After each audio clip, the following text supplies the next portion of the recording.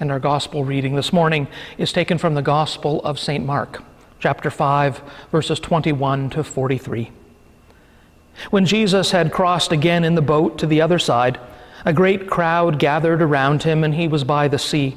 Then one of the leaders of the synagogue named Jairus came, and when he saw him, fell at his feet and begged him repeatedly, "My little daughter is at the point of death. Come and lay your hands on her so that she may be made well and live."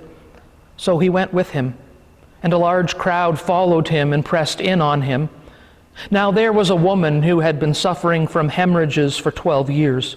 She had endured much under many physicians, and had spent all that she had, and she was no better, but rather grew worse. She had heard about Jesus and came up behind him in the crowd and touched his cloak, for she said, "If I but touch his clothes, I will be made well." Immediately her hemorrhage stopped, and she felt in her body that she was healed of her disease.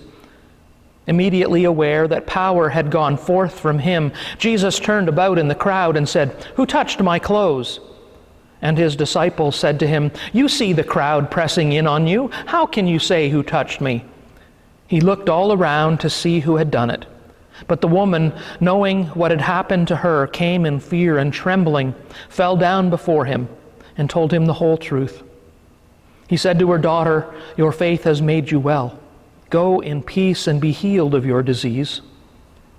While he was still speaking, some people came from the leader's house to say, "Your daughter is dead. Why trouble the teacher any further?" But overhearing what they said, Jesus said to the leader of the synagogue, "Do not fear, only believe." He allowed no one to follow him except Peter, James, and John, the brother of James. When they came to the house of the leader of the synagogue, he saw a commotion, people weeping and wailing loudly. When he had entered, he said to them, "Why do you make a commotion and weep? The child is not dead, but sleeping." And they laughed at him. Then he put them all outside, and took the child's father and mother and those who were with him, and went in where the child was. He took her by the hand and said to her, "Talitha cum," which means, "Little girl, get up." And immediately the girl got up and began to walk about. She was about 12 years of age. At this they were overcome with amazement. He strictly ordered them that no one should know this, and told them to give her something to eat. This is the word of the Lord. Thanks be to God. Amen. Our children's hymn, number 631, Jesus' Hands Were Kind Hands.